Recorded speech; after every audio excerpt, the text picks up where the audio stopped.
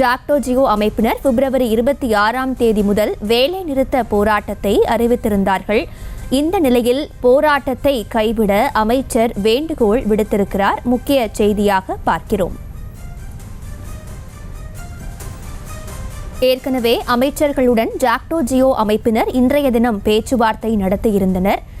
அதேபோல பிப்ரவரி 26 முதல் பல்வேறு கோரிக்கைகளை வலியுறுத்தி வேலைநிறுத்த போராட்டத்தை அறிவித்திருந்தனர். இந்த நிலையில் போராட்டத்தை கைவிட அமைச்சர் வேண்டுகோள் விடுத்திருக்கிறார். அமைச்சர்களுடன் ஜாக்டோ ஜியோ அமைப்பினர் இன்றைய தினம் பேச்சுவார்த்தை நடத்தியிருந்த நிலையில் கோரிக்கை படிப்படியாக நிறைவேற்றப்படும் என அமைச்சர் உறுதியளித்திருக்கிறார். அதேபோல போராட்டத்தை கைவிடவும் அமைச்சர் வேண்டுகோள் விடுத்திருக்கிறார். விவரங்களோடு இணைகிறார் செய்தியாளர் ராஜேஷ். ராஜேஷ், விவரங்கள். வணக்கம். அமைச்சர் தங்கம் தென்னரசு தற்போது அறிக்கை ஒன்றை கொடுத்திருக்கின்றார். ஜாக்டோ ஜியோ அமைப்பினர் போராட்டத்தை கைவிட வேண்டும் என்று அந்த அறிக்கையிலே குறிப்பிட வேண்டுகோள் விடுத்திருக்கின்றார். தமிழக அரசு சார்பில் அரசு ஊழியர்களுக்கு பல்வேறு விதமான நலத்திட்டங்கள், பல்வேறு விதமான விஷயங்கள் செய்யப்பட்டு வருகிறது என்பதை சுட்டிக்காட்டியுள்ள அமைச்சர், அரசு பெண் ஊழியர்களுக்கு மகப்பேறு விடுப்பு 12 மாதங்களாக உயர்த்திட ஆணையிடப்பட்டுள்ளது. அதே போல கடந்த 2016, 17 மற்றும் 19 அரசு ஊழியர்களால் மேற்கொள்ளப்பட்ட வேலை நிறுத்த காலங்கள் மற்றும் தற்காலிக பணி நீக்க காலங்கள் பணி காலமாக அந்த வரன்முறை செய்து ஆணையிடப்பட்டுள்ளது என்பதையும் அமைச்சர் தங்கம் தென்னரசு சுட்டிக்காட்டியிருக்கின்றார்.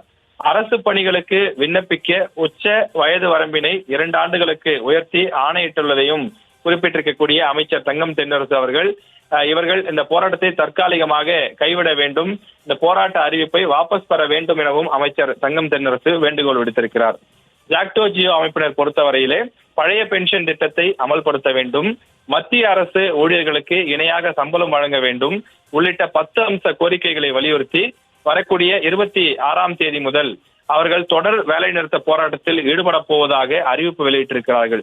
இந்த சூழ்நிலையில் அமைச்சர் தங்கம் தென்னரசு பல்வேறு விஷயங்களை சுட்டிக்காட்டியிருக்கின்றார். குறிப்பாக தமிழ்நாட்டில் தற்போது நிதி நெருக்கடி இருக்கின்றது, நிதி பற்றாக்குறை சற்று அதிகமாகி இருக்கிறது. எனினும் அரசு வருவாயை பெருக்கி நிதி நிலைமையை சீர் செய்ய தேவையான நடவடிக்கைகளை மேற்கொண்டு வருகின்றது. எனவே நிதி நிலைமை சீராகும் போது நிச்சயமாக உங்களுடைய அந்த கோரிக்கை என்பது பரிசீலிக்கப்பட்டு உரிய முடிவுகள் எடுக்கப்படும் என்ற உத்தரவாதத்தை கொடுக்கிறேன் என்று குறிப்பிட்டிருக்கிறார். எனவே இந்த சூழ்நிலையில் அரசு அலுவலர்கள், ஆசிரியர் சங்கங்கள் அறிவித்திருக்கக்கூடிய வேலை நிறுத்த அறிவிப்பினை கைவிட்டு அரசுக்கு தொடர்ந்து ஒத்துழைப்பு நல்குமாறு அன்புடன் கேட்டுக்கொள்கிறேன் என அமைச்சர் தங்கம் தென்னரசு கேட்டுக் கொண்டிருக்கிறார். செய்திகளை உடனுக்குடனும் துல்லியமாகவும் தெரிந்து கொள்ள சப்ஸ்கிரைப் பண்ணுங்க.